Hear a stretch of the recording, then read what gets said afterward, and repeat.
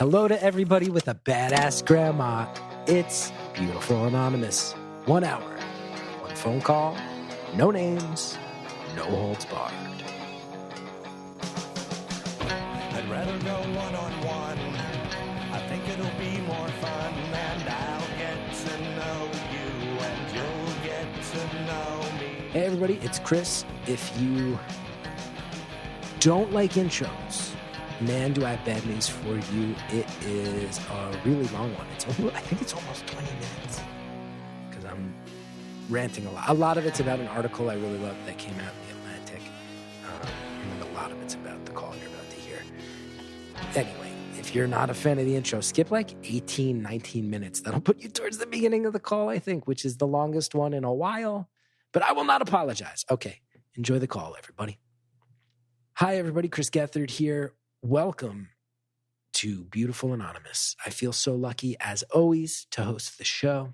I'm very excited for you to hear the conversation you're about to hear. I think it's a great one. I think it's one that everyone who likes this show will find something they like about it. Because we all know there's some people who like the loose, funny, weird episodes. There's some people who like the really personal ones that get dark. There's some people who like the unexpected ones where they don't know what's going to happen. And this one is all of those at once. So I have a feeling if you're a fan of this show, you're going to go, yup, that's why I subscribed to this thing all those years ago, for conversations exactly like this. A few things I wanted to let you know about. First of all, thanks again to everybody who signs up at beautifulanonymous.com. You get all sorts of cool stuff if you do. Ad-free episodes, more time with each caller. If you're at the upper tier, you get a secret number once a month. You get follow-ups with past callers. We're now at 1,225 subscribers, which is just so cool. Thanks to everybody who's been helping to make this big community push. It really means the world. People on the Facebook group keep rallying and saying, like, do you think we're going to get to 2,000? I just want to say, I don't think we are, and that's also okay. I am so genuinely touched by your efforts to get us there. Whether we get there or not, like if I got that money, that bonus, that would be amazing. I'm not going to pretend it wouldn't be, but it doesn't change the fact that seeing all these people rally and go like, hey, the stuff that gets posted there is good and adds to the experience of the show. Let's rally as a community and try to get over the finish line on getting to 2,000. That alone has given me so much. And I can't thank you enough for it. So genuinely. Also want to let everybody know, real quick plug, is that I announced that I'm going to be hosting a new variety show at the UCB Theater in New York. Something really strange is going on. I don't know exactly what. I have not been selling tons of tickets in recent times on the road. And all of a sudden I announced that I was hosting this variety show again. And sold out the January show almost immediately. The February show sold out in real early January. The tickets for March are on sale now. Those are all obviously live tickets for New Yorkers, but there's also streaming tickets available. If you go to punchup.live/Chris Gethard, the link is there. And all I've advertised it as is, hey, I just want to do a live show that's about the live experience in the room. We're going to have bands, music, comedians, bunch of artists coming together, not trying to harvest material for social media platforms, not trying to get into these crowd work bits that give people a dopamine kick online lately, just trying to put on an old school, let's surprise you with some comedians. Let's have some veterans trying experimental stuff. Let's have some new, younger comedians coming out and getting in the ring in a stage alongside those veterans in a way that helps everybody. And let's have some bands play some songs so that we can all celebrate art together and just like sit back, relax. Nobody's going to film you and try to get in a fight with you and throw it up on TikTok. And that idea feels apparently very innovative and fresh and refreshing to people, which is a little depressing because that's just, let's try to have a badass comedy show. But that's what I'm trying to do. And if you want to buy a streaming ticket, if you're outside of New York, or if you didn't get tickets to that first one, it's on January 29th. It's only $10. I'm trying to my whole goal with this show is like, can I have people watch this show either in person or streaming and go, I can't believe how much entertainment I just got for $10. So again, punchup.live/Chris Gethard if you want to know more about that show hosted by Chris Gethard, which is the new thing I'm putting together that is strangely going well. in a way that my live efforts have not gone in recent years. So thanks to everybody who's been supporting it. Also wanted to let everybody know, and this is very NPR of me, but I know a lot of you found the show through This American Life when they featured us many years ago. There's an article that came out in The Atlantic. It just came out. It's called The Antisocial Century. It's by Derek Thompson. I think it's a very brilliant article. I think everyone will be healthier for reading this article. I think it will help to find some of the choices you make for yourself, especially those of us with families. I think it will help you think about how you're kind of structuring your family life, your kids' lives. And the whole focus of the article is just that every statistic they're finding is that Americans in particular right now are just on this dedicated scramble to be alone. And there's been a lot of talk of this idea that there's a loneliness epidemic. The article gets nuanced about that in a way that's not just a catchphrase, but does put out just some stark looks at restaurants now have to dedicate so much more space to takeout orders and delivery orders because people aren't going out and eating socially in restaurants. Memberships in churches and unions and community organizations are way down. Anything that necessitates being around other people is down.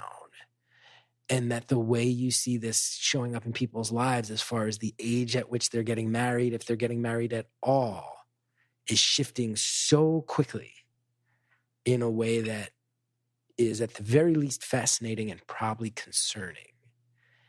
And the article is really well written.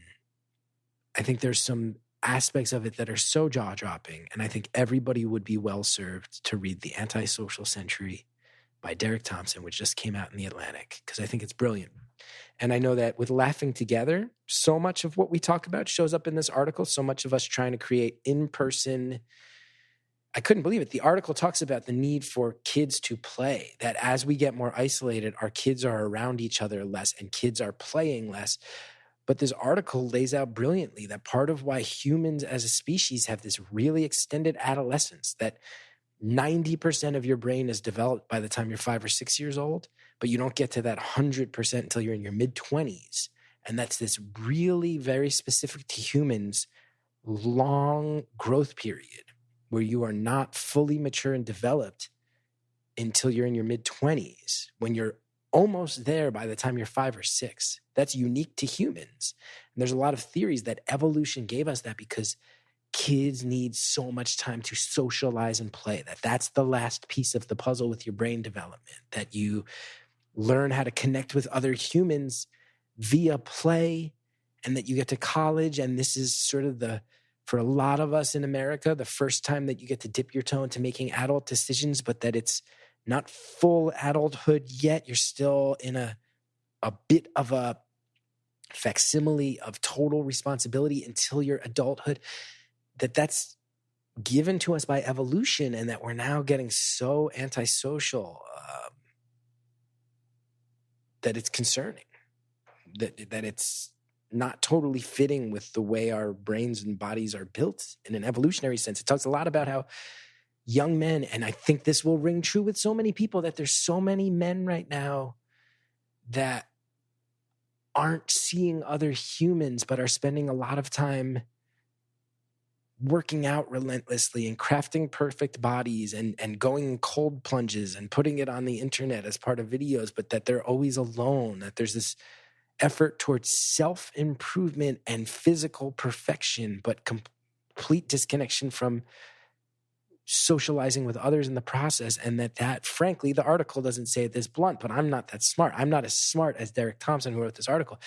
When you read it, though, you go, yeah, that's weird. It is weird right now that a lot of men are like, I want to have perfect abs, but I'm also completely uninterested in engaging with other humans in person.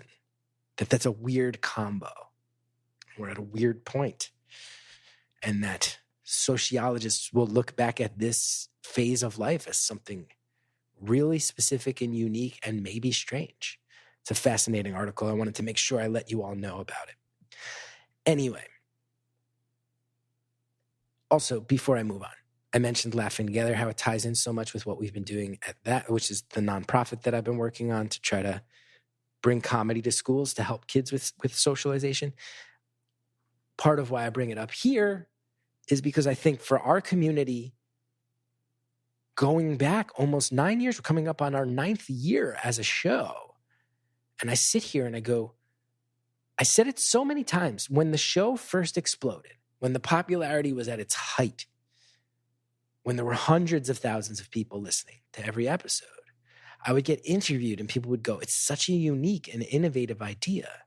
And I remember always, and sometimes verbalizing this in these interviews where people were going, this show that exploded with this really unique idea, these long phone calls where you're allowed to say anything and your identity isn't known, so you can really let your guard down. I go, the idea of just having a long conversation with someone you don't know feels unique at this point. That was in 2016.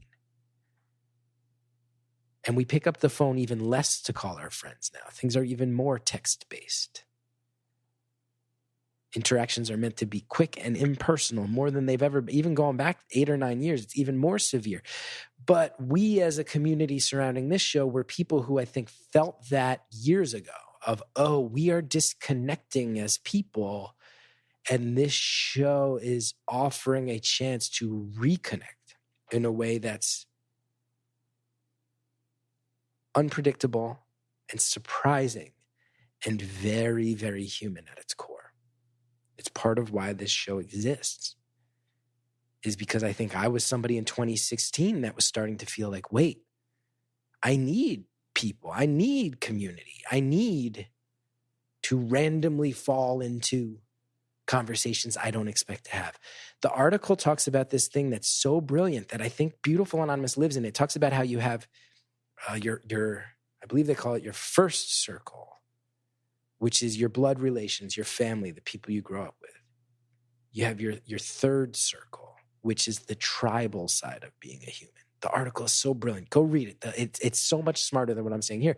But that's the like, hey, I get to pick who I am and what my values are and how I identify, and those become my people. In my case, people listening, I'm an artist. I'm someone who really loves New Jersey. I'm somebody who has values that lean liberal and progressive. I'm somebody who thinks the arts are very important, and I want to hang out at art spaces with other people who like doing art and experiencing art and making art. Like, these are all the things I choose about my identity. That's my third circle. But there's a middle circle, which is the village traditionally. You got your family, you got your tribe, which is a little more chosen, and then you have this middle circle is what this article lays out. And again, skip all of this, by the way. If you're like, I'm just going to go read this article, it sounds rad. It is rad.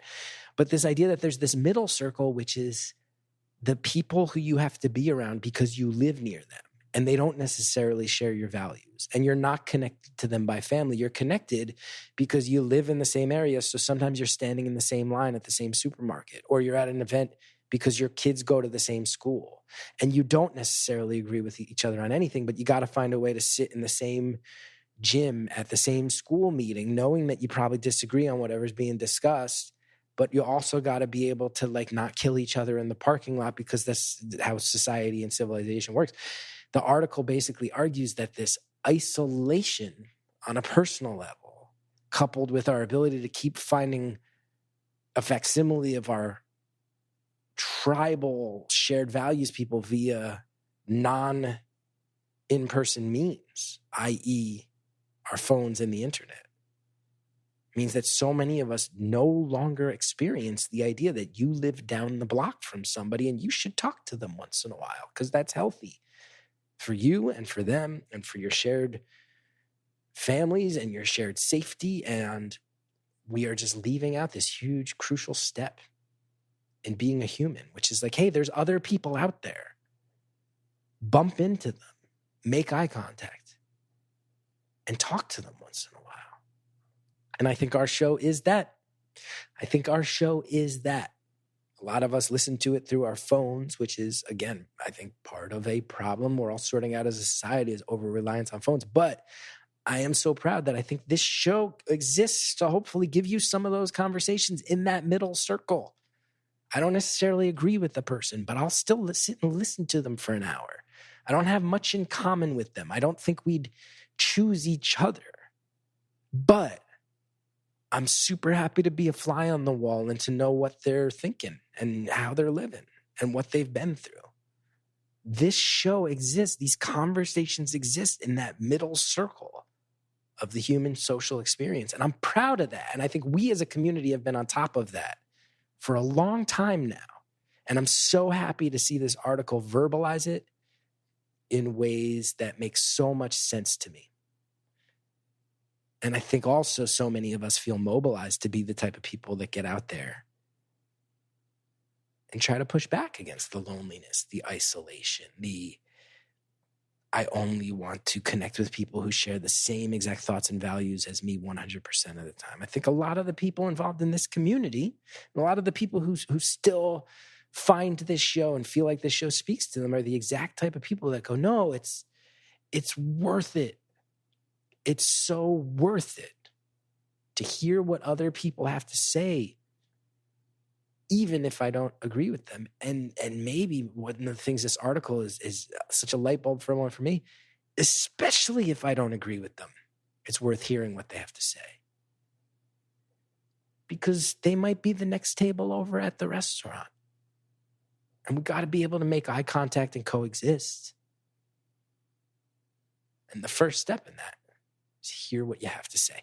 Anyway, I'll get off the high horse. This has been a long intro. We all know I've been loving the long intros since we went independent, even though everything about podcasting says keep your intro short.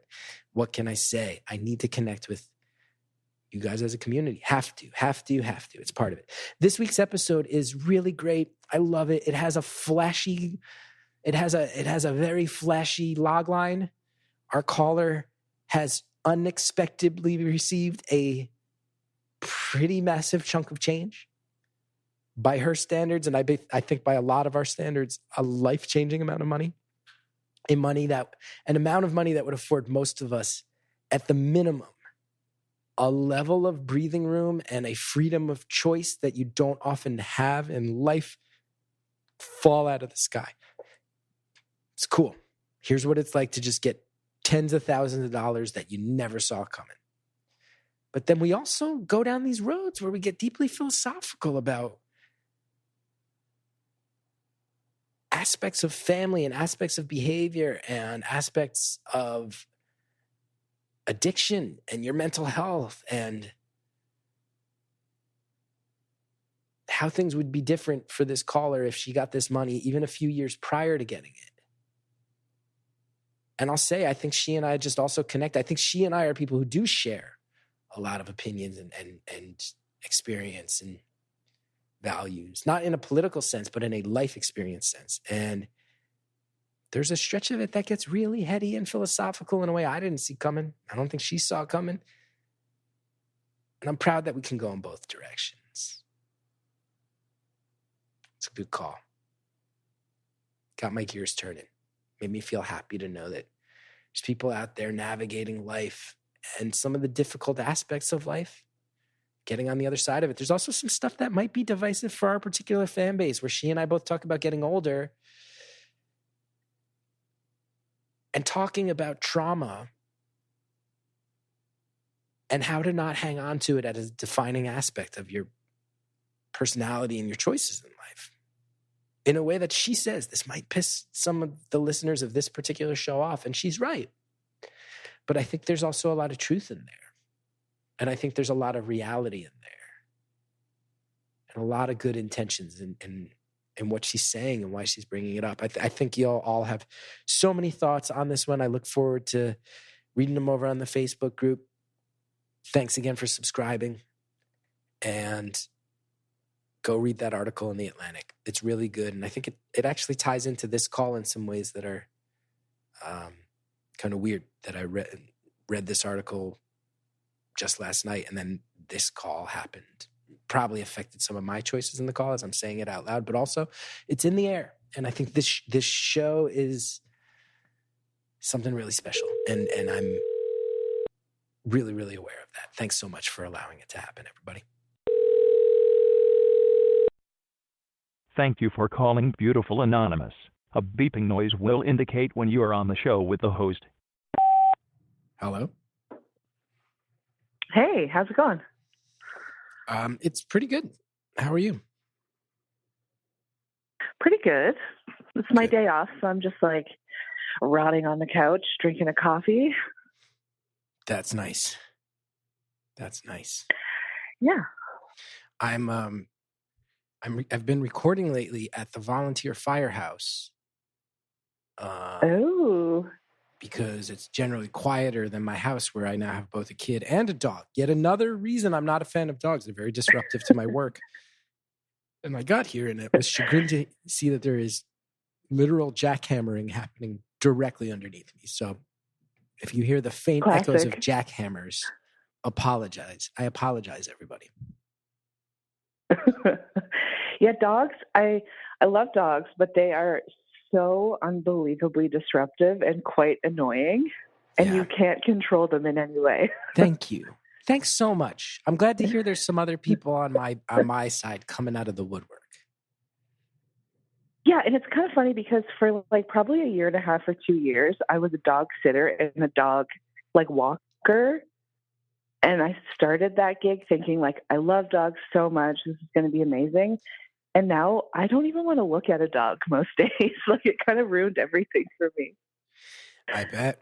You flew too close to the sun on that. Yeah, exactly. Well, it's really nice to have you. I'm like way more of a cat person. Yes, thank you. And people get mad. What's wrong with being a cat person? What's so wrong with it, everybody? Gets mad. It's kind of funny. Like I have never really felt like my mom like understands who I am as a person, which I'm sure most of us feel. And like 3 years ago, she like looked at me really like intently for a minute and was like, I finally understand you. You are a cat. And I was like, wow, that changes everything. Like I actually am just a cat. Wow. That's nice to get that sense of understanding. Sense of understanding from your parents. That's pretty cool. All right. Yeah, you lay around, you drink coffee. You're free to talk at noon on a work day. Yeah, and I really like things on my own terms. I love attention, but only when I want it, you know? Yeah. Yeah. That is very cat-like. So what would you like to talk about today? Yeah.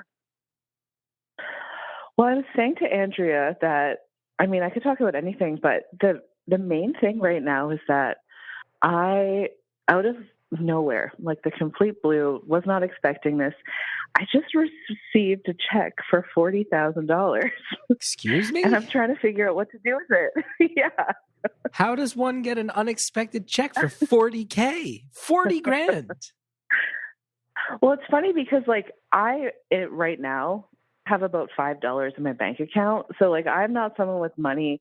This is like a life-changing amount of money. Yeah. And like my family is not well off. Like we're just like somewhere kind of in the middle. And yeah, my grandmother called me up like a week and a half ago and she's almost 90 and she's like, listen, I have some stocks and I'd rather give them away now while I'm alive than after I die and everyone has to pay taxes on them. So she's like, you're one of my favorite grandchildren and I'm going to give you the majority of it. You got the majority. So it's not like the other, it wasn't an even split. No. So do your cousins know about this yet and your siblings? I'm not quite sure. I'm not like super close, super in touch with my family, including my grandmother. Like we're not a very close family. So this really came out of the blue. And I don't know. I imagine everyone got like a little bit of something, but she was very clear. She was like, I always liked you more. So I'm giving you more. Whoa. And how do you respond to that when you're not even that close? And she's like, you're my favorite. Here's $40,000. How do you even respond? I mean, a lot of them, like I felt immediately grateful. I did feel a little guilty because I'm like, we're not even that close and I'm your favorite. Like that, I don't know what that says about the rest of them, but. Wow. They're going to be pissed. Yeah. There's going to be some, yeah. Are you already buckling up for some of them that are going to claim she had dementia or something like that when they find out? It's very possible. I come from a pretty crazy family, so people are always finding things to fight about anyway. But it's like as soon as you add money into the mix, I'm sure there will be some feelings, or maybe they just won't find out. That's what I'm hoping. Oh, you're like, it's for real. You're like, yeah, no, I'd never need to talk to these people again. I'm gonna take my $40,000, spend it, and if I never hear from them about it, great. Yeah. I mean, I'm not in touch with them anyway. Like, Yeah. it's my dad's side of the family, and I haven't had a conversation with him in like 20 years. So, like, I'm not expecting, big conversations from, it's not like we have dinner and I have to sit across from the table from them knowing that I have all this money. What about siblings? Any siblings in the picture? Yeah, I have a brother, and so she did tell me she gave me a chunk and him a chunk because she likes both of us the best. So you should be good. So he's fine. Yeah. Now, what's her relationship with your dad? Because you said you haven't spoken to him in 20 years, but it sounds like he's still alive. It sounds like she's skipping him. Yeah. Yeah, they're still, I think, pretty close. My dad has like 2 siblings as well, and I think they're all pretty close with her in some way. And I imagine like she's taking care of her kids before any of the grandkids, but I have no idea. I tried to ask as few questions as possible because I didn't want to lose that opportunity to get $40,000. Like, talk her out of it in some way.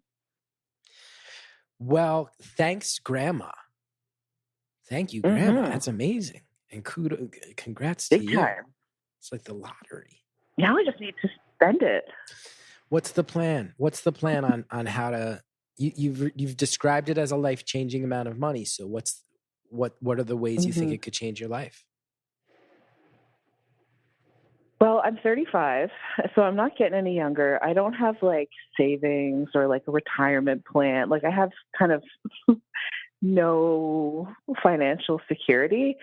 So I think the smart thing to do, and probably what I'll do with at least like a huge chunk of it, is like, I don't know, put it somewhere. Like, I don't know anything about money. Like, put it in investments, or like, I need to ask for help. Like, I think I need some kind of like financial advisor. Do you know what your grandma did to make this money? That's the crazy thing. She didn't really work. So again, I have no idea. She's a very interesting woman, and I don't know how to say this in any other way, but she's like a kleptomaniac. So I really have no idea where this money came from and how it exists, because as far as I know, she never really worked. So you say kleptomaniac. What? Like, if she comes over somebody's house, there might be like a piece of jewelry missing. It like she's an actual kleptomaniac. She steals. Literally, yes, literally. Is there any thought of? Yes. Yeah, no. For you finish your thought. This is getting more intriguing by the sentence. No, like, it's funny. It's also sad. She's like diagnosed kleptomaniac, so she's gotten in like lots of trouble over the years. But there is this like one story, you brought up jewelry, where she lost like a 30-year friendship because she stole a really expensive necklace from a friend and like wouldn't give it back and didn't own up to it. But yeah, she's the kind of lady, like, she comes to your house and like there's just a couple little things missing, even like a can of soup, like kleptomaniac, they just want to steal. It doesn't matter what it is. And what form did she give you? Like a bank transfer, a check, cash? How did the money show up? It's a check written from like her personal account. Is there any part of you that's wondering if she obtained this money legally? Yeah, definitely. Again, I didn't ask a lot of questions for like a few reasons. It almost, based on your response, it almost had the tone of like, Chris, I am assuming she obtained the money illegally. That's what I'm reading in the tone of your response, but I might just be hearing what I want to hear on that. Oh no, she's got some scams going. Like, I don't know the details of them, but yeah, there's a good chance that like this money didn't originate in legal ways. I love your grandma, and I love that you're talking to me about this. Yeah. Yeah, she's a fascinating lady. She's almost 90, and yeah, I like obviously have been spending a little more time with her, and just like, yeah, hearing some of her stories and just like getting a chance to get to know her a little bit better, because like, you grow up and you like know your grandmother's like kind of crazy. She has a bit of a stealing problem. Like, I didn't really spend that much time with her. And now I'm just like, yeah, my eyes are kind of open. She was a fascinating woman. That's I mean, really, really out there. Now, you did say you were like, I'll probably put it, I think you said something along the lines of like, I'll probably put most of it in investments and find a financial advisor, which sounds smart. It does sound like you're reserving the right to maybe not do that and maybe set aside some of it for other things. Have you thought about what those are? Oh yeah, you're right. I don't really know. Like, I've started to make like a bit of a list on my phone of like, and I'm trying to be responsible, like, pay for my car insurance up front, like set myself up for some success. But then I'm like, then what? Do I go on a trip? Like, I haven't really traveled. Do I go somewhere? Do I like, I don't know. I can't even imagine what I would buy besides traveling. You also have to be aware that, I mean, 40 grand is absolutely nothing to sneeze at. And you've laid out with where you're at, life changing. I think it would be for most people, at least to some degree or other. You also do have to be mindful. If you go down the rabbit hole, you could spend $40,000 pretty fast. You do know that as well, right? Oh yeah, big time. I'm really grateful that I got it now, like this kind of amount of money now, because I've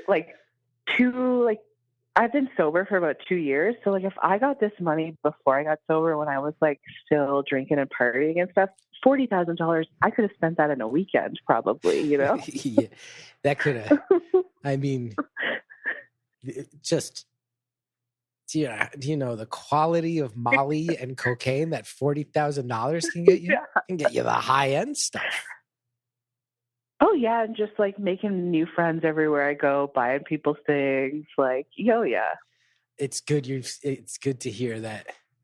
I mean, first of all, just congrats in general on 2 years, and secondly, thanks. Sounds like if somebody handed you $40,000 2.5 years ago, it would have been a whole different conversation.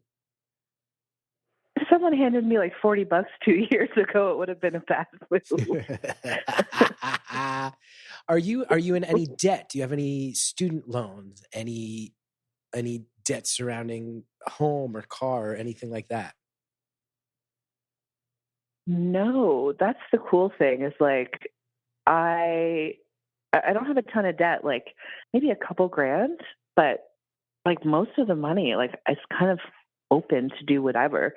And I've never gone to school. Like, I've kind of been famously anti-university, but now that I have this money, I'm like, maybe I should go back to school. You're thinking of going into debt. You're thinking of using the money to go into debt. You're thinking of getting $40,000 while debt free and then using it as the cushion to soften the amount of debt you'd have to go into for college, which is not a bad thing to do if you choose to do it, but it is, most people, I think a lot of people's first thought would be, cool, pay off loans. You're like, cool, maybe take some loans, which is an interesting way to think of it. Well, I'd never really thought about school. Like, until last night, I was like looking up how much like college costs. I had no idea it was so expensive.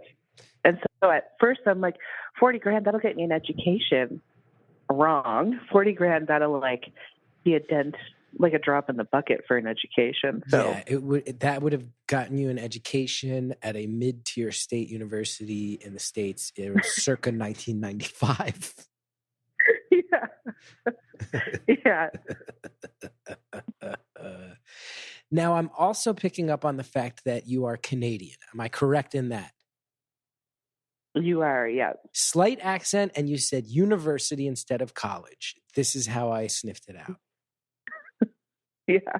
But it also means I am Canadian. Yeah. You do have a stronger social safety net than I do, which gives you more room to play with the money. Like, you don't have to, like, you have to worry at least less about potential medical debt and things like that. You don't need to store it all away so that if God forbid you sprain your ankle, you don't have to beg on the streets for the right to live and survive.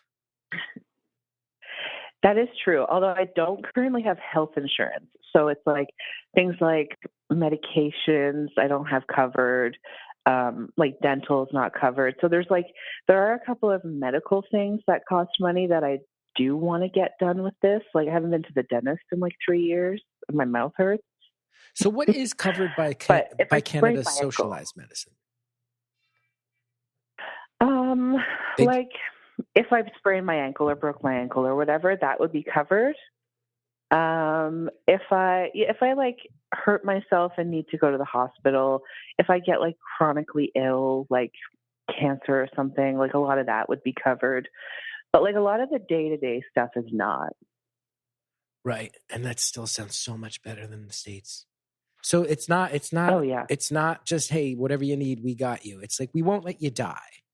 We understand you have a right to live. If you are diagnosed with cancer, you can come get treatment for cancer. That being said, fix your own teeth. That's kind of where Canada's at. Yeah, pretty much. And like things like therapy and like anything like that, like if you need like a chiropractor, none of that is covered. Like that's all a private expense. Yeah. Physical therapy, I bet that's case by case. I'm starting to piece together these sorts of things. Yeah. And you'd have to be like pretty profoundly like disabled or injured in order for it to be covered. Like I broke my tailbone like 8 years ago, and that wasn't bad enough for anything to be covered. So like anything that I needed was out of pocket for that. But I'm sure like, I don't know, if I broke my back and was in the hospital for a while, maybe it would have been covered. What you're describing sounds like a pretty grim system. And to be clear, it's also 100 times more humane than this system in the United States. I do have to follow up just based on, I'm just sniffing around here, but based on some of the things you've told me about who you are, how you like to live, about recent life events with sobriety, I am just curious. I'd be remiss if I didn't ask, how'd you break that tailbone? Because I wouldn't be surprised if you slipped on some ice. I wouldn't be surprised if it's something completely ridiculous.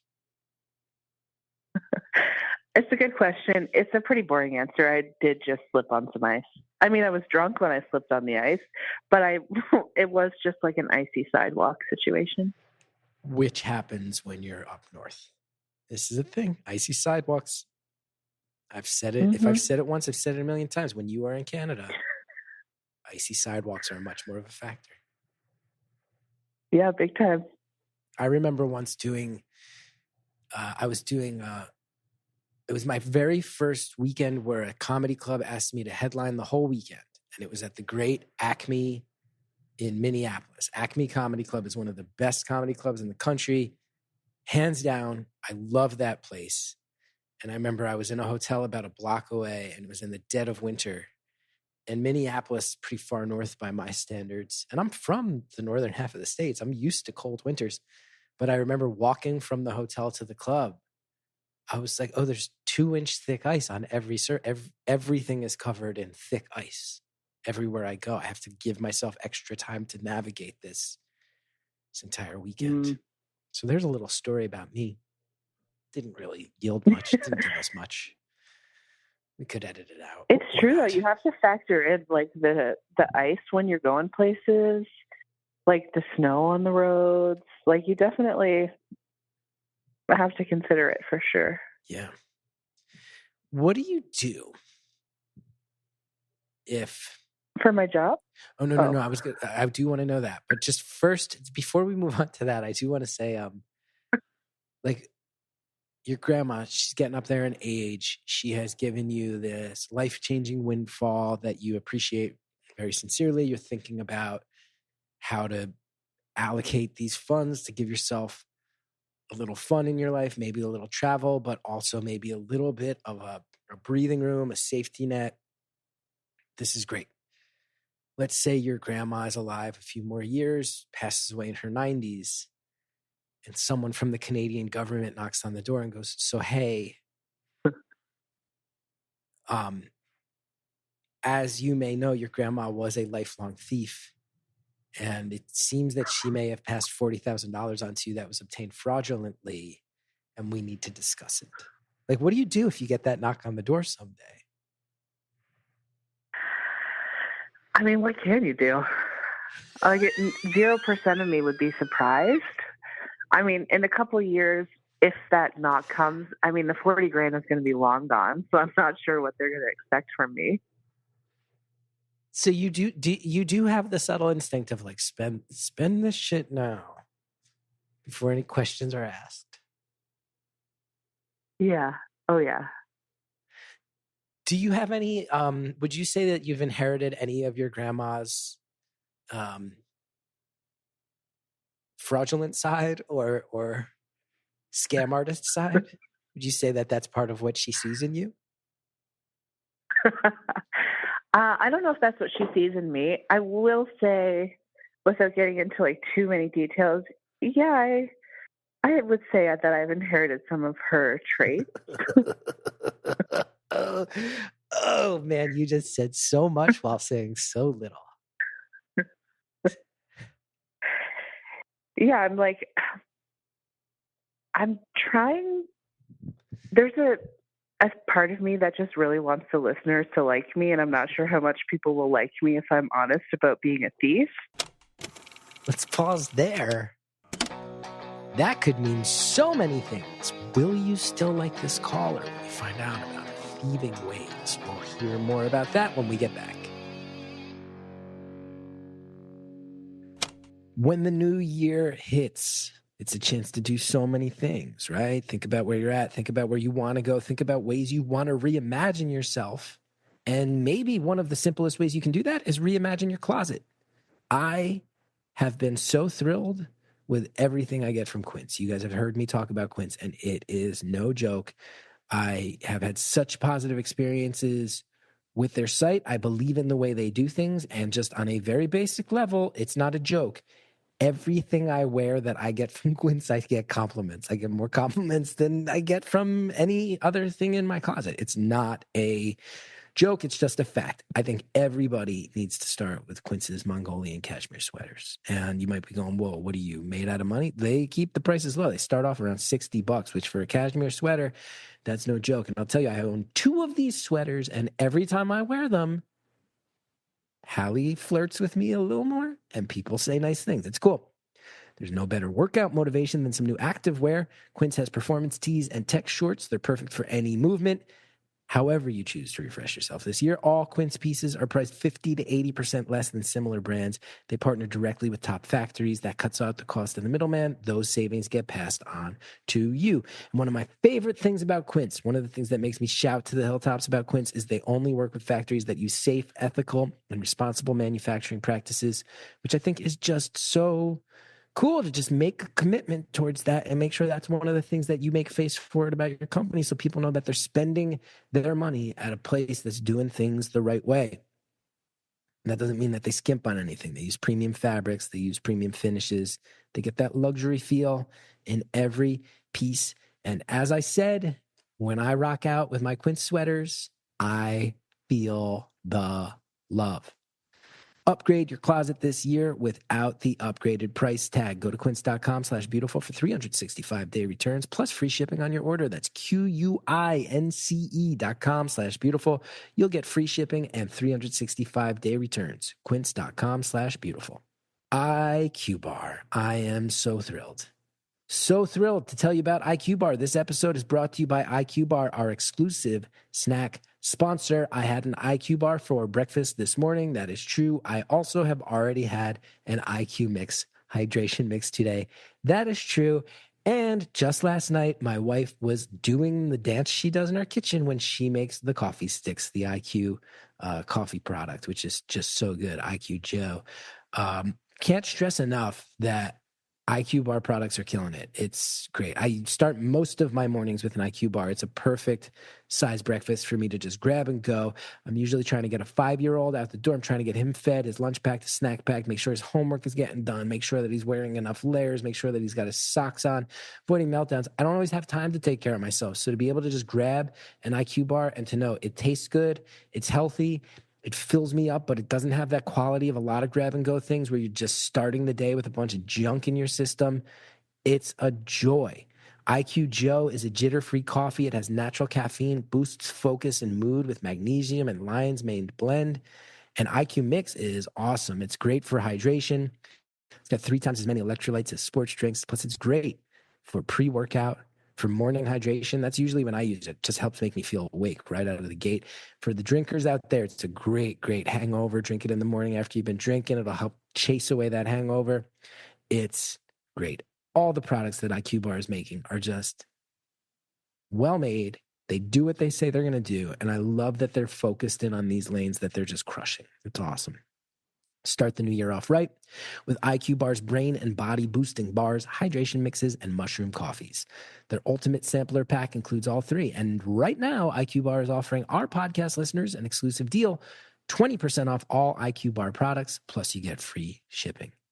Get that ultimate sampler pack. It's a great way to try all IQ Bar products and flavors. You get 7 IQ Bars, 4 IQ Mix sticks, and 4 IQ Joe sticks. All IQ Bar products are entirely free from gluten, dairy, soy, GMOs, and artificial sweeteners. Snack smarter with IQ Bar. You get more fiber, less sugar and carbs than the alternatives. The flavors are great. As usual, I had a mint chocolate chip IQ Bar this morning. That is my favorite.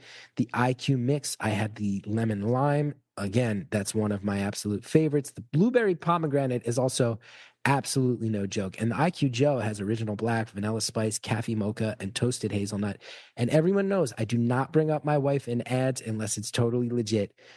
I would say that she is borderline obsessed with the IQ Joe coffee sticks. They're really, really great. And right now, IQ Bar is offering our special podcast listeners 20% off all IQ Bar products, plus get free shipping. To get your 20% off, just text BEAUTIFUL to 64,000. Text BEAUTIFUL to 64000. That's BEAUTIFUL to 64,000. Message and data rates may apply. See terms for details. Thanks to all of our advertisers. Now let's get back to the phone call.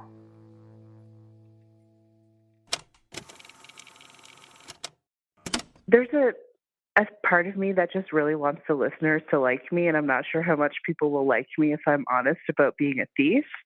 But that is my internal struggle right now. But yeah, I have had some experience with scams in my life.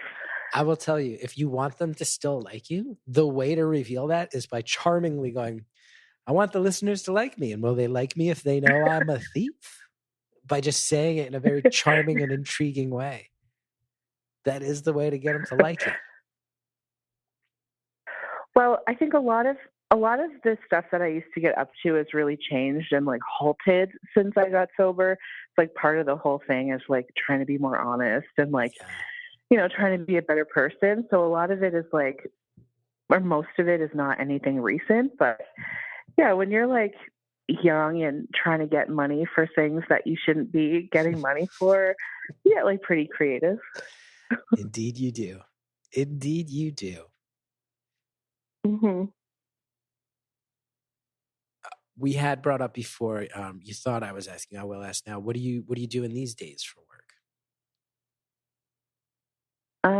Currently I work, I'm like an administrative person for like a clinic. What kind of clinic? Like a health clinic. Mm-hmm. Mm-hmm. And I'm trying not to give like too many details because I feel like I've already given a lot of identifiers. But yeah, I work like kind of like the front desk for a clinic. But I've only been doing that for a few months. Before that, like I've done a little bit of everything. Most of it has been like administrative, like kind of assistant office stuff.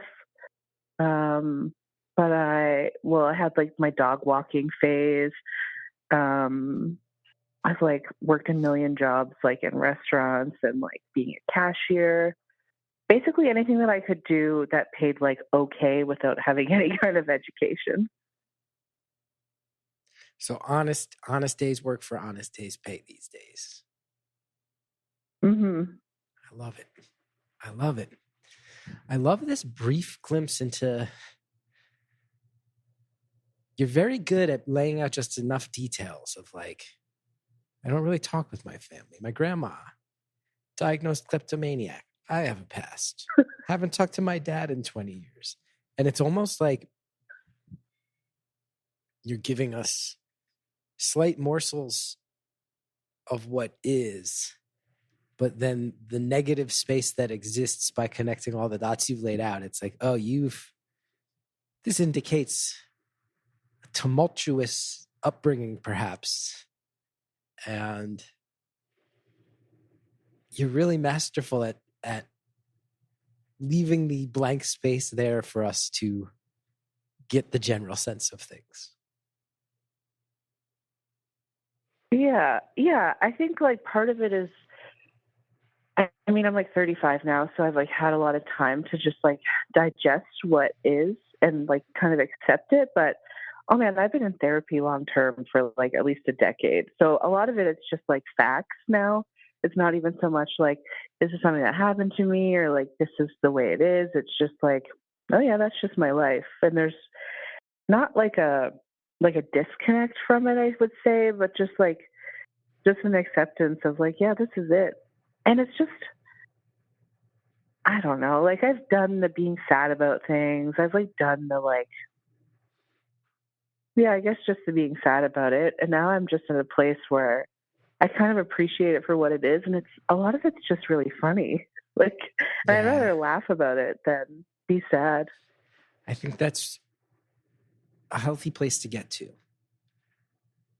And I also want to underline for anybody listening, hearing you say like, no, you gave yourself the time to be sad about it. You gave yourself the time for therapy. And at this point, what can you do but laugh? I've had some strange things come up in the past year. And, I haven't talked about it on the show. I won't go into details, but there's been some intense stretches. And I was talking to Barb about it, my shrink, who I've been with for 17 years. And she put it so simply, too, where she was like, look, bad things do happen. You got to sort them out. But like if something happens 30 years ago or 40 years ago, there is some element at which you get to just also say like, are you going to let something that happened 30 or 40 years ago affect the happiness of this great life you've got right now? Like some of that is just you committing to not letting it do that. And it sounds in some ways maybe dismissive, and I'm not sure if that's textbook psychology in action, but I will say the simplicity of it to just kind of go like, well, all right, talk about all this stuff. But you're also allowed to ask the question, so what? And you're also allowed to answer that honestly. And it is so freeing to get to a point of like, yeah, there's a lot of things to sort out. I'm also just going to laugh about them. I'm also just going to roll my eyes at them. I'm going to think about moving forward while not dishonoring the past or ignoring it or underselling its impact or anything that was unfair about it. But also, I am going to be forward thinking. There's something really powerful and simple about that. Oh yeah, totally. That's something I think about too, of like, things obviously stick with you, and I understand like the long-term impacts of like trauma and different experiences. And like sometimes we have, diagnosed things that we can't just like shake off or decide not to let impact us. But I don't know, for me, a lot of the stuff that I've been through, it's like I can hold on to it for my whole life and continue to let it make me miserable.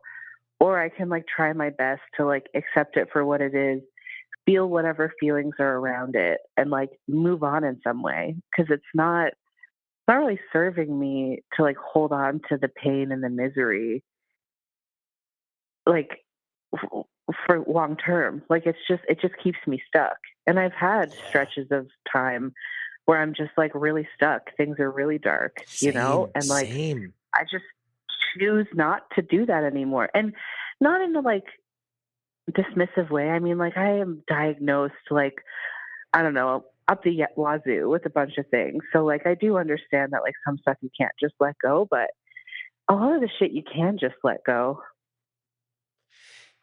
I'm really with you, and I'm glad we're talking about it, because it is this fine line. It's this nuanced thing of it's not what you see on the internet, right? Sometimes you see people, and again, anything that happens on the internet, I'm very wary of things that get boiled down to these conversations with a total lack of nuance.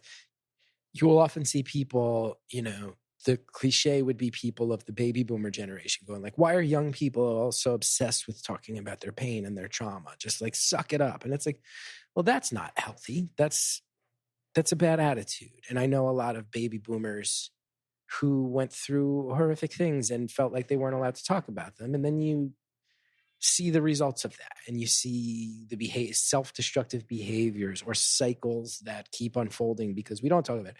That's not healthy. But there is something to be said for, one of the things you've pointed out to me is that you're 35. I'm 44.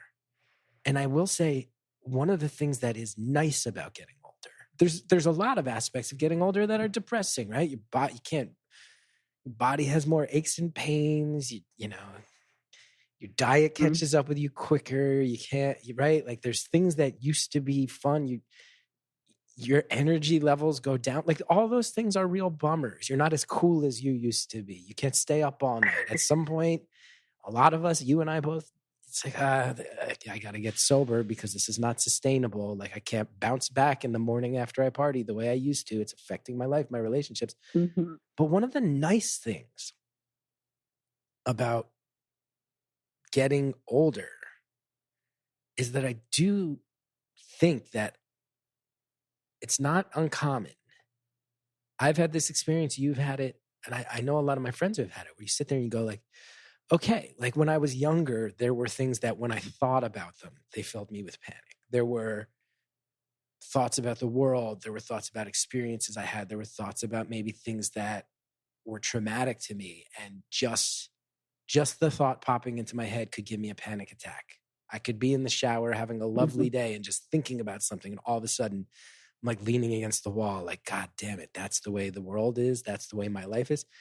But I do think for a lot of us, and I don't know if it's brain chemistry or life experience or some combination thereof, but you start to get older and go like, I'm in control of it.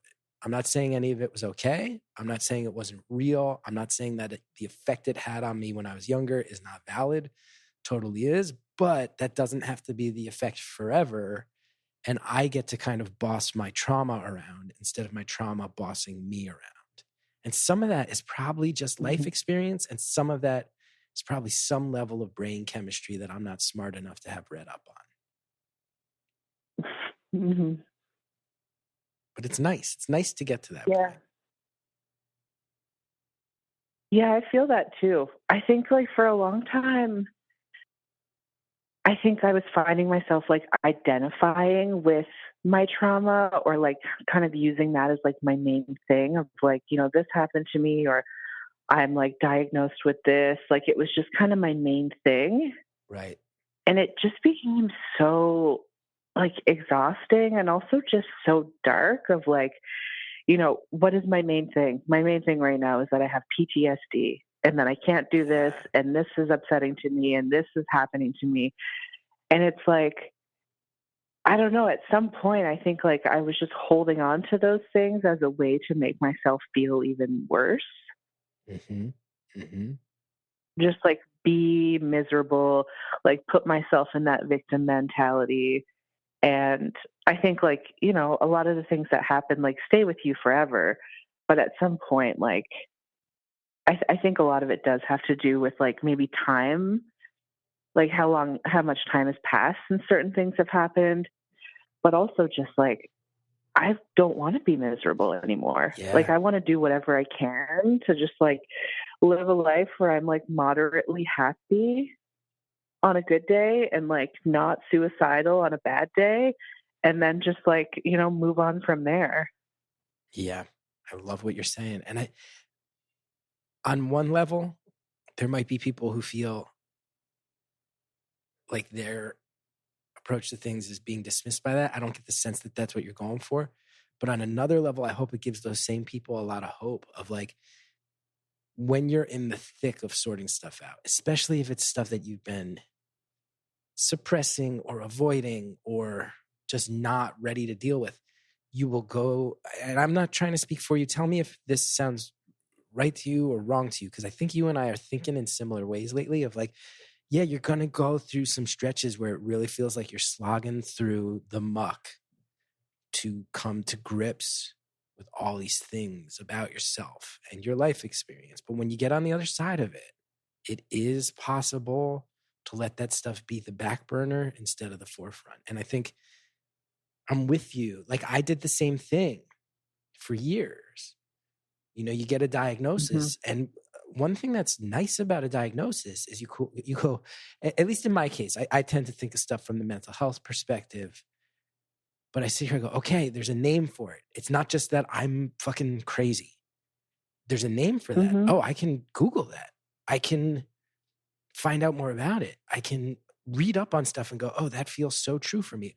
That part feels like it's on target. That part doesn't feel like it's true to my life experience. Oh, cool.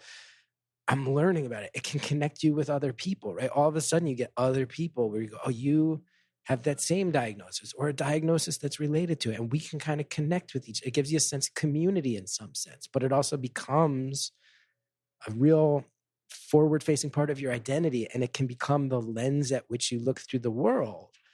And I do think one of the really healthy things about dealing with your shit and really trying to pull up your sleeves and get your hands dirty and put in the work on some self-improvement in a way that's not buzzy and not guru-ish, but just real, like, how am I going to face the world and be who I am and deal with my shit, is that at some point, one of the scariest things is to go like, well, what if the lens that I'm looking at the world through isn't defined by a label, a diagnosis, a viewpoint that I'm trying to build to sort out all this stuff or be in control of stuff?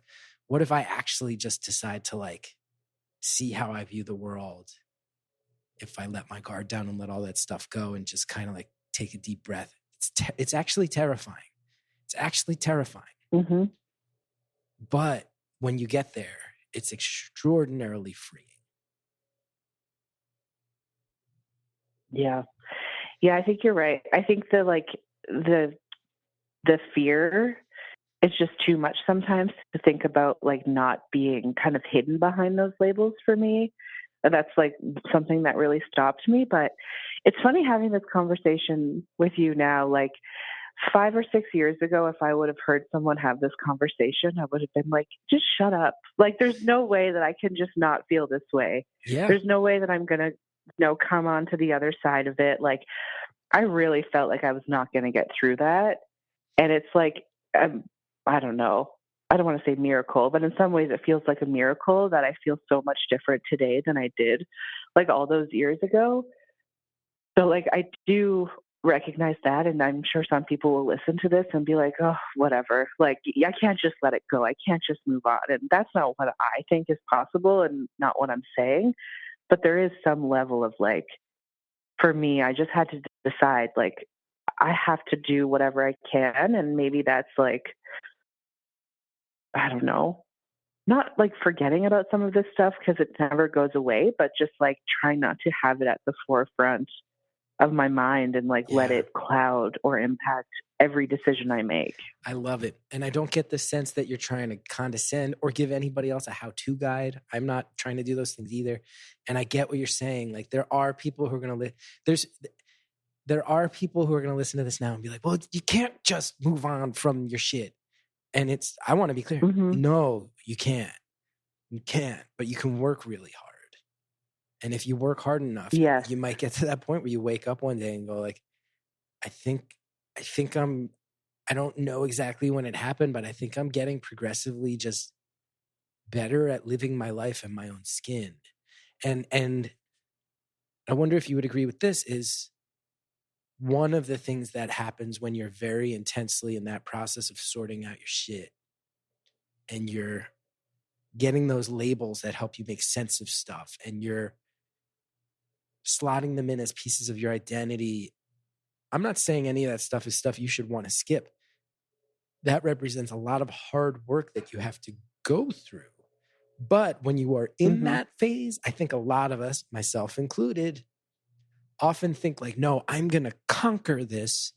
And it's going to have this moment that feels like a movie where like the music swells and I'm finally past these problems. And then the credits will roll at the moment of peak resolution to the drama that is my life. And then one of the things that's so sobering about getting older is you go, oh, life doesn't have the moments where the credits roll. Life doesn't have the moments where the music swells. Life just gets calmer and more peaceful and more in touch and easier to wrangle and manage.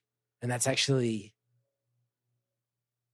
probably more useful and beneficial to you and beautiful in a lot of ways than having the movie moment that we all sort of think is coming when we are legitimately and rightfully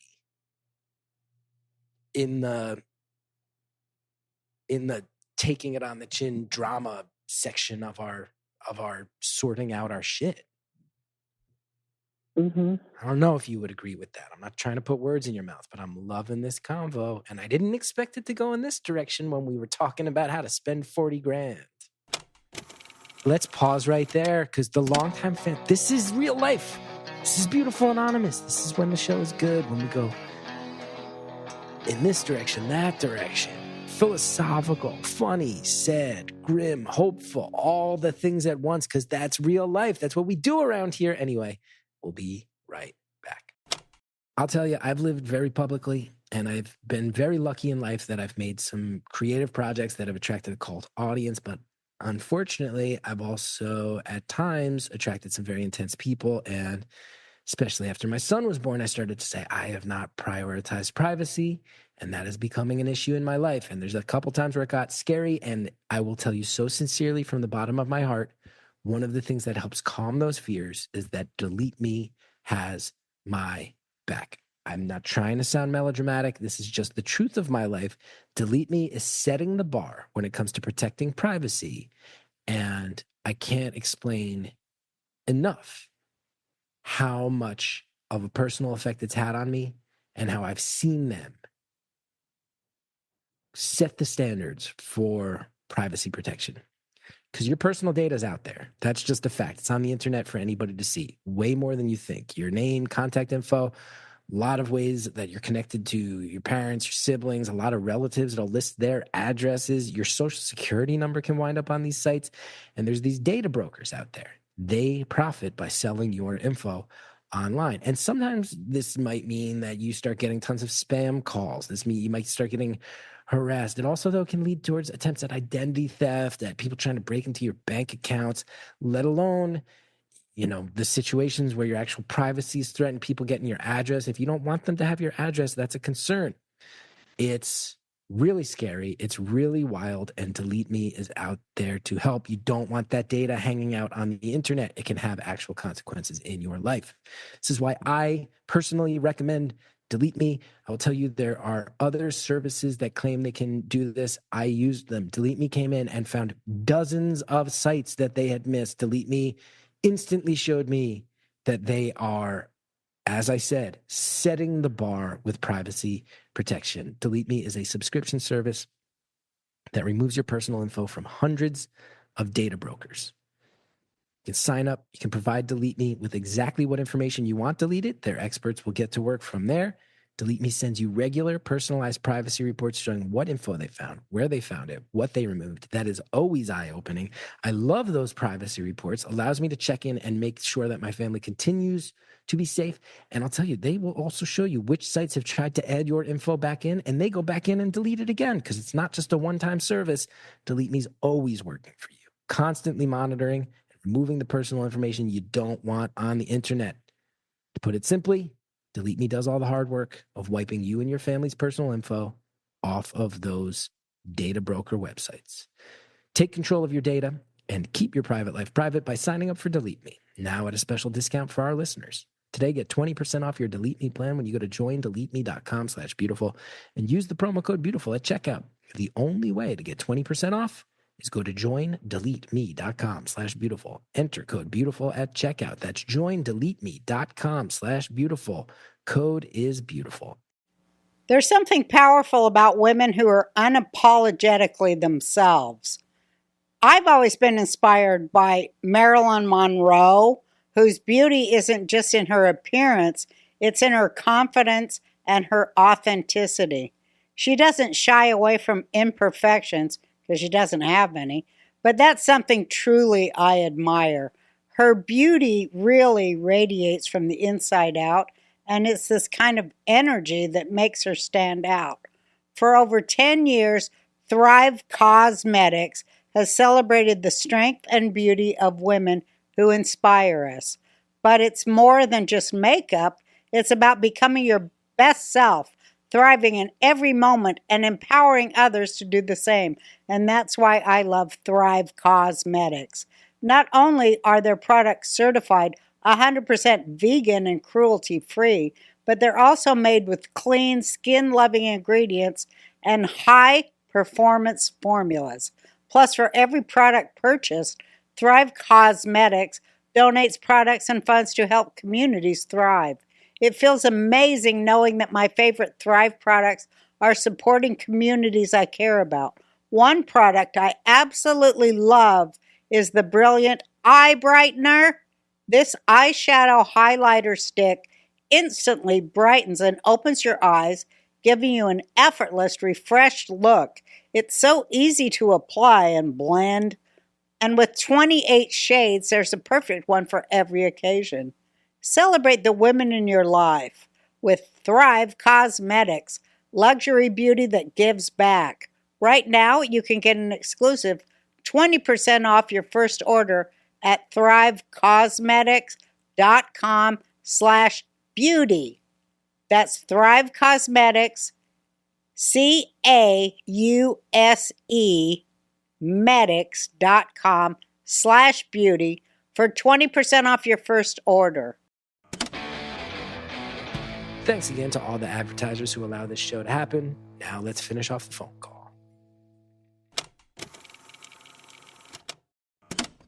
I don't know if you would agree with that. I'm not trying to put words in your mouth, but I'm loving this convo. And I didn't expect it to go in this direction when we were talking about how to spend 40 grand. Yeah, I totally agree. It's kind of like the inch by inch, like kind of little tiny changes that kind of happen over time, which is like maybe less like validating because of course, like when you're really in it, you want to just wake up one morning and be like, I'm cured. I'm happy. Yeah. I don't want to die. The sun is shining. Like I'm standing on the top of like cloud nine, like all of these things. But in my experience, it was like small things started to change over time. And then one day I woke up and I actually had this really cool experience when I was like, I don't know, maybe like 7 or 8 months sober.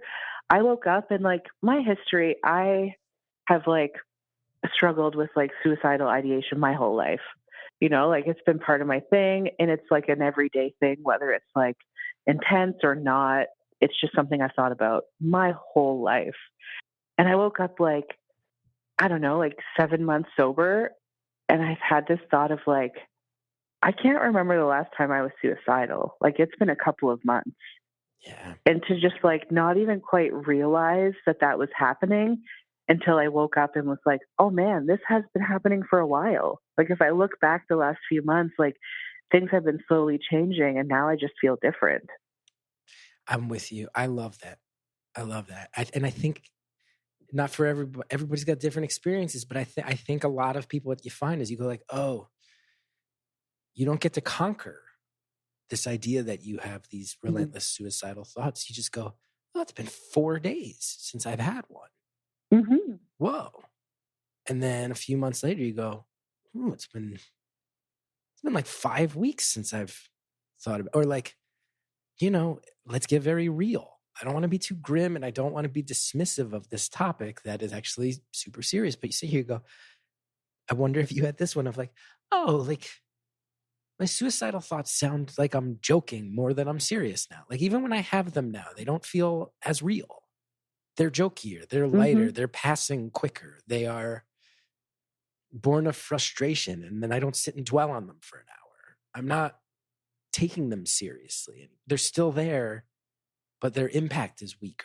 Like, I hate to dismiss it to that granular level, but just like, all right, like, they're making me laugh now instead of making me scared now. That's a massive victory for a lot of people in the world. Mm-hmm. Totally.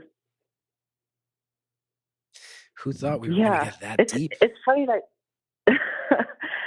it's funny that you say that, because it's like, when I'm kind of experiencing them now, it's like over stupid things like, oh God, I stubbed my toe. That really hurts. So I should just kill myself, and not like the world is ending, I can't go on anymore. It's just like those stupid little trivial passing thoughts, which I don't know, like I'll take that over like not being able to get out of bed. Yeah. And think about anything else. Like, yeah, I think a lot of it too is, I don't know, my 20s were crazy, and my 30s feel so much more calmer, and just like, I feel a lot more like self-assured. The 30s are the best. I've said it on the show before. Because also, your 20s, you're probably like partying hard, staying up late, sorting all this stuff out, but having some really fun times in the process. Your 30s is when you get to be self-actualized and start making the actual adjustments. I loved my 30s. 40s, garbage. Buckle up and get ready. 40s are garbage. I'm 44 now. I'm in the thick of it. Your 40s are hot ass. That's what's going on in your 40s. But your 30s, the most underrated decade of your life is the 30s. It's funny. I have a lot of friends who are in their 40s, and half of my friends are like, 40s are great. The other half is like, this is garbage. I hate it. I wish I was in my 30s again. I wonder what the difference is. A lot of it's just straight up metabolism. It's like your knees get creakier. When you eat, the weight doesn't go off. I spend more time straining on the toilet now, where I'm like, what the hell? Like, it is cartoonish how much I am in my 40s and how it's just, but a lot of that's because I spent my whole 30s eating bread and cheese and being like, this is cool. This is going to last forever. And then my 40s. So I think probably people who have developed decent life habits in their 20s and 30s are rewarded for that in their 40s. Those of us who are like, candy tastes good and I'm going to eat it 2 a.m. sometimes. Like, that catches up with you so fast in your 40s. You want to eat at 2 a.m. when you're 43 years old? Be prepared to be up at 6 a.m. because you're just straight up can't stop farting. Like, that's what happens in your 40s. You wake yourself up farting. Yeah. Yep. Sorry, I wish I hadn't said that. It's funny you say that about candy. Oh no, I'm the like the fart and poop friend. Everyone's talking about their fart and poop with me. I feel unfazed by that. The candy thing is so real. Candy's good. What are your favorite candies? I didn't expect it. Well, I'll eat anything. Like, I just love sugar. Yeah. Straight up. Like, it's a bit of an issue now that I'm like sober. It's funny, they say people like get sober and they're not drinking as much, but you eat way more sugar because you're missing that sugar that's in alcohol. Yeah. And like, I could just, any chocolate, any like sour candy, any gummy candy. Like, I've never met a candy or a chocolate I didn't like. You have better candy in Canada than the States. I think. Is that true? The UK probably has better chocolate than both of them. I mean, Canadian Kit Kats are better than American Kit Kats. Smarties in America are like garbage Halloween candy that everyone throws away. They're just little sugary pills. Smarties in Canada are like luxury level M&Ms. You know what I'm talking about? Smarties. Oh yeah. Your Smarties are so much better than ours. If you saw what Americans call Smarties, you'd be like, get that shit out of my face. Give me real Smarties. And that's like common. Like little rabbit turds of chocolate. They're not even, ours aren't even chocolate. Look up American Smarties. Oh. You will be aghast. Huh. It's like growing up in Canada, everything we hear is like it's better in the States, like it's better down there. So I've always grown up thinking you guys had like the better candy selection, the better like snack selection. Like every 10 videos that I see on TikTok is like someone driving across the border to like go to Target in order to get like American snacks. So this feels like certain things. changing my There's certain things. perspective. I mean, Canadian candy, I think, is better. I also think I think Tim Hortons is very good. Americans might get mad, but Tim Hortons versus Dunkin', I think Hortons might win that battle. And A&W root beer stands. Ours have gone really downhill in my lifetime, and you guys have a real affinity for A&W in a way that I eat at A&Ws in Canada, and I never eat at them in the States. They're hard to find down here now. They're not very common where I am. We have a few, but yeah, the root beer is really serious. It's really good. Yeah. I love all the twists and turns this conversation went in. I want to bring it back. Do you, well, here's the thing. Do you think there's any world in which you only got access to this 40 grand when it was the right time? Either karmically or because your grandma has maybe been keeping eyes on you from afar and realized that it was time that you could make some responsible choices with the money. Do you think your grandma had any insight into that? Because, you know, like I said, without telling us too much, you've now told us like real mental health struggles, addiction struggles, but those you are in the process of wrangling in a really beautiful way. Do you think your grandma noticed that? Do you think fate maybe helped her hold off until it was time?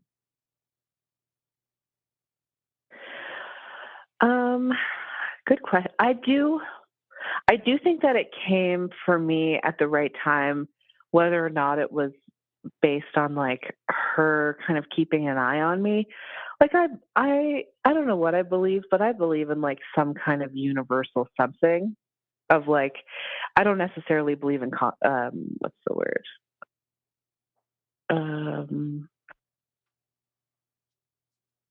What is it? Coincidences. Yeah. I don't really believe in coincidences. Like, I really do think that this happened when it was supposed to happen. I think maybe part of it is my grandmother, like, keeping an eye on me, but we really haven't been in touch for many years. And so there's not really a way for her to have known really what's going on with me. I think it's the universe is just like, okay, you can be trusted now. We know you're not going to blow it. You might do something responsible with it. Now seems like a good time. I think that's so cool. And I think that's enough money that you can make a handful of choices that might really help for a long time to come. And I'm glad you get that chance. Not everybody gets that. And I'm glad you get that. Oh yeah, I feel extremely lucky. Like, this is the kind of thing that, you know, I would like wish for, because I have been pretty broke my whole life. I've been living on my own since I was like 17, still in high school, working a bunch of jobs, trying to pay rent. Like, I have really struggled and really hustled over the years. And I've just thought, like, man, if I just got like a big chunk of money, my life could be changed forever. And now that it's actually happened, I'm like, first of all, most people don't get this opportunity. And secondly, I'm like, I don't want to waste this. Like, I've been thinking about this for so long, and the like crazy thing that actually happened. Like, I don't want to fuck it up. That's cool. That's cool to hear. Mm-hmm. That's really cool to hear. Because that is like, that's enough money to start a safety net. That's enough money, like you said, to maybe talk to a financial advisor and go, this is a big adjustment in my life. What would you do to try to make this last longer? You know?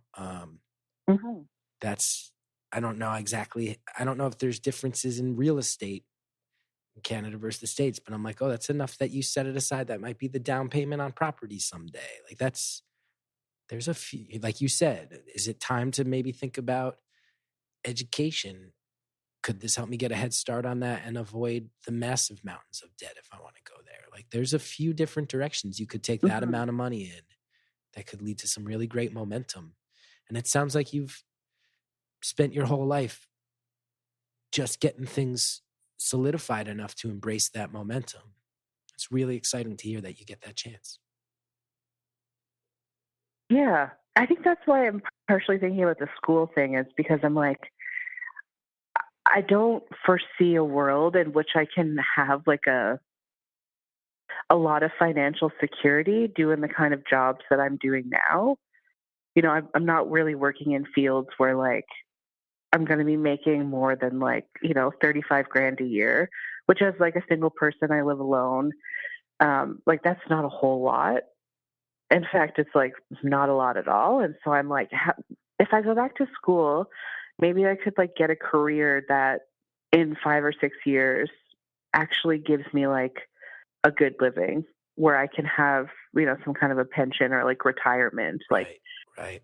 I could have health insurance. Like I'm trying to think of like the future as well, not just like in the moment of like, yeah, let's blow a bunch of money, go on vacation, see the world. Like there's things that I could do right now that would feel really good, but I think somehow setting myself up for the future would feel even better, even though it wouldn't be as exciting in the moment. I think that's, you know, that is the way that a 35 and a 44-year-old talk about stuff where I'm like, that sounds so cool. If you called me 10 years ago, I'd be like, what are you talking about? Go to Paris, go to Japan. Let's see what happens. And I think you probably you wouldn't have even had to ask. It sounds like it would have been like, what can we do? But it is one of those sobering things about getting older of like, oh, can I translate this into a step in a direction that gets me a job with a pension? You said, there you go. That is the grown-up move, and also sadly the move that I think is becoming more and more rare these days, and that I think people our age didn't think as hard about these things because it was just kind of assumed that you would get there because those were what jobs were, and they've moved the goalposts on how that game works. So glad to hear it. Oh yeah. Yeah, and I'm like, I'm not naive enough to think that I'm going to have an opportunity like this again, like just a random phone call and like a big check. So there is part of me that's like, this is never going to happen again. I can't blow it. Like I can't literally blow all this money. Although I have started to make a list of things I want, and like there's stupid shit on there, like a tattoo, you know. But again, I'm like, I'm not 23 anymore. I'm not going to get this big check and then blow it all on a tattoo or multiple tattoos over my whole body. Is there any part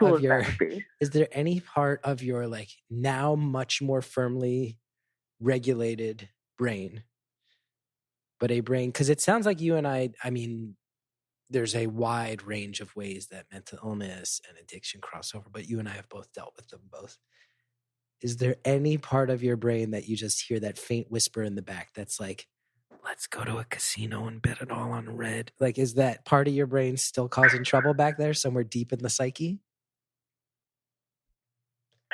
Oh yeah. Of course, yeah, I right? can't go to casinos anymore. Yeah, even if I didn't have a big check, I don't go to casinos. Like I am just like an addict through and through. Anyone who's ever been to a casino with me is like, that's why you don't drink, huh? And I'm like, yeah. Yeah. Walk around a casino with me for 15 minutes and you'll be like, you should never drink alcohol. And for the people to whom they're like, that doesn't totally make sense to me. I'm like, God bless you if you don't get that. But like, I was never a gambling addict, but I'm like, oh, great.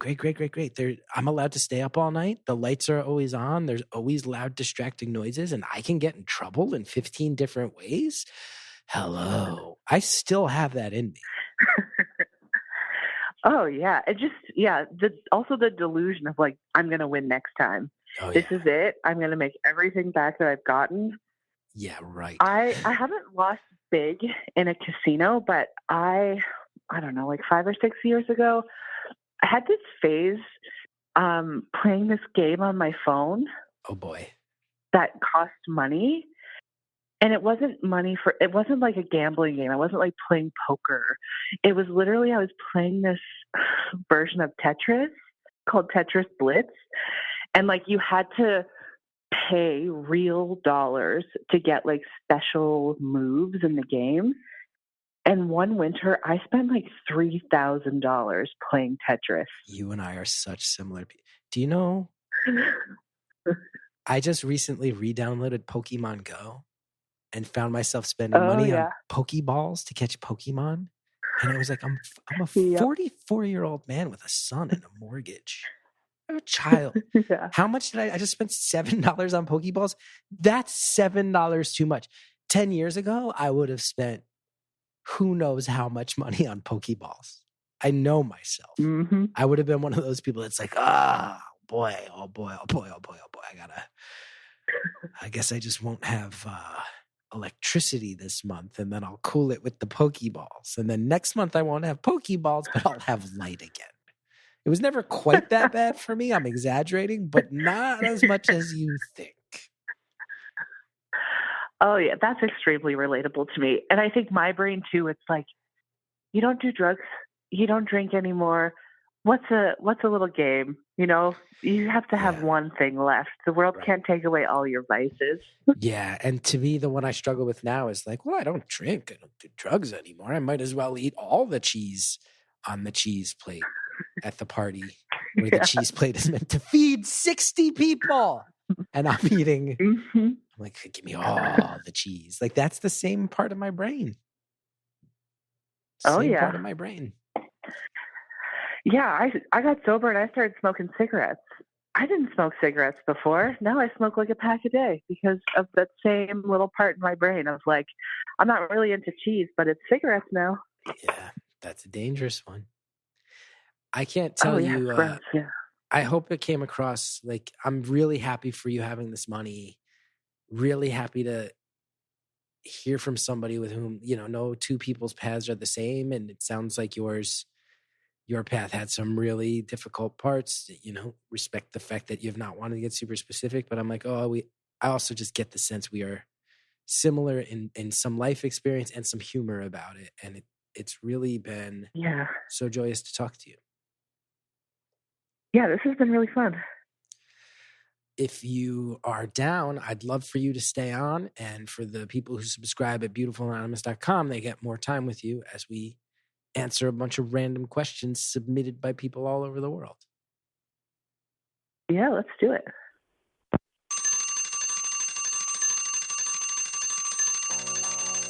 Caller, I can't thank you enough. We had the wild times talking about money. We had the philosophical times talking about how to push through the hard parts of life.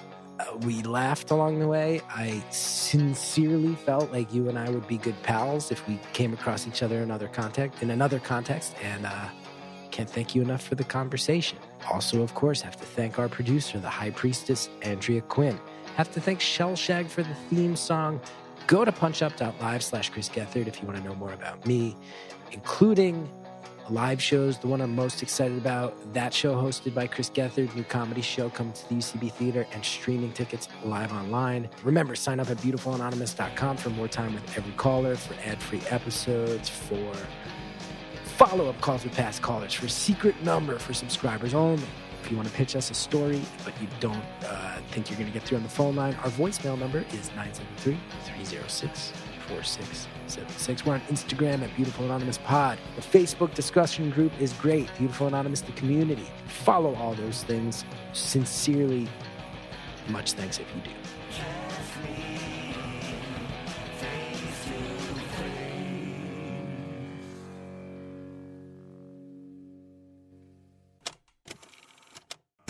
This week on Beautiful Anonymous Plus, here's some of what you'll get from the 5 questions. It's funny you ask me that. I have a deep, deep hatred and resentment of the sport of curling because my dad, who, like I mentioned, I haven't talked to in 20 years, is like a champion curler. His life is curling. And so I have just hated that sport and thought it was just like It's like math on ice. It's just nerds doing math on ice with a rock. That's the whole thing. I mean, if I even assumed maybe your fractured relationship with your dad somehow relates to Canada's obsession with curling, it would be actually so offensive and juvenile to make that as a joke. And yet we've learned that it's actually the complete truth. Like, oh, your dad's not present in your life. Why? You're Canadian? Is he curling all the time? That would be a extremely hacky joke to make. And yet it is the actual reality of your harsh Canadian upbringing. Don't forget to sign up for Beautiful Anonymous Plus at beautifulanonymous.com.